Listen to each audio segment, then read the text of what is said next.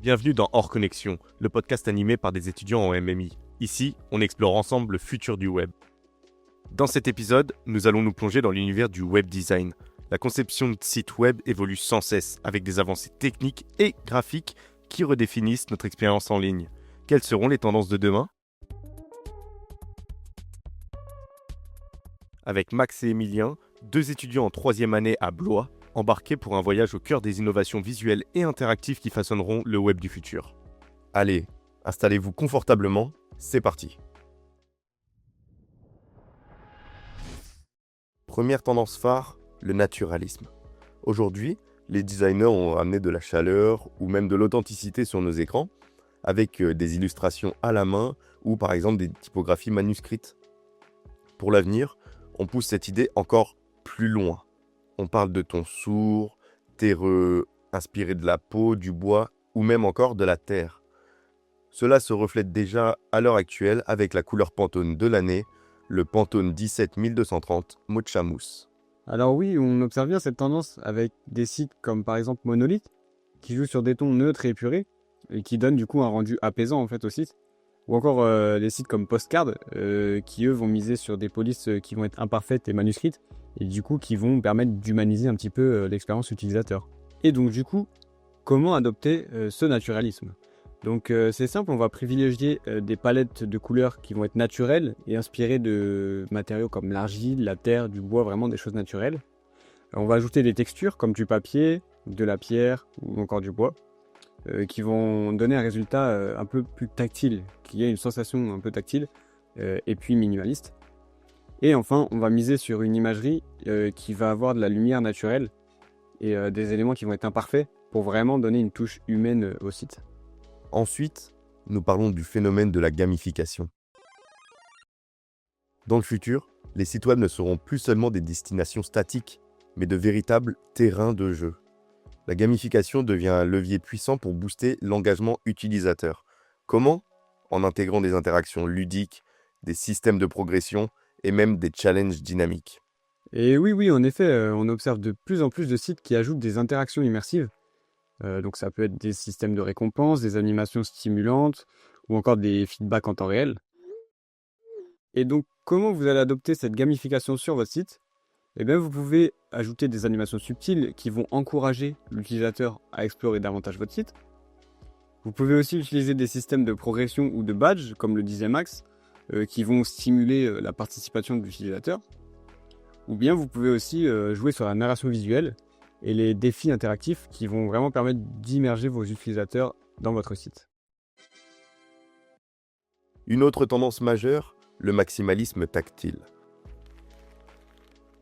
On parle ici de textures palpables, de typographie sculpturale ou même d'animations qui imitent le réel. Imaginez seulement des boutons qui réagissent sous vos doigts ou même encore des visuels en 3D qui semblent vivants. Et oui, certains sites adoptent déjà cette tendance en superposant des éléments dynamiques et interactifs, et donc ils créent des expériences qui ne sont pas seulement belles, mais aussi amusantes à utiliser. Et donc, comment adopter ce maximalisme sur votre site ? Eh bien, vous pouvez expérimenter des surfaces texturisées et du relief visuel directement sur votre site. Vous pouvez ajouter des animations subtiles qui vont imiter le monde physique, en fait le monde qu'on peut toucher en tant qu'être humain. Mais vraiment, du coup, le maître mot, ça va être de combiner fun et fonctionnalité pour offrir une expérience utilisateur inoubliable à vos visiteurs. Ensuite, nous pouvons dire que le passé s'invite dans le futur. Mais what ? La prochaine tendance est la tendance rétro. C'est l'idée d'allier des visuels nostalgiques à une approche moderne. Les marques revisitent leurs racines avec des polices vintage et des coloris inspirés des années 80 et 90. Et oui, on le voit notamment avec des marques très connues qui modernisent leur logo tout en gardant un côté familier et rassurant pour leur public.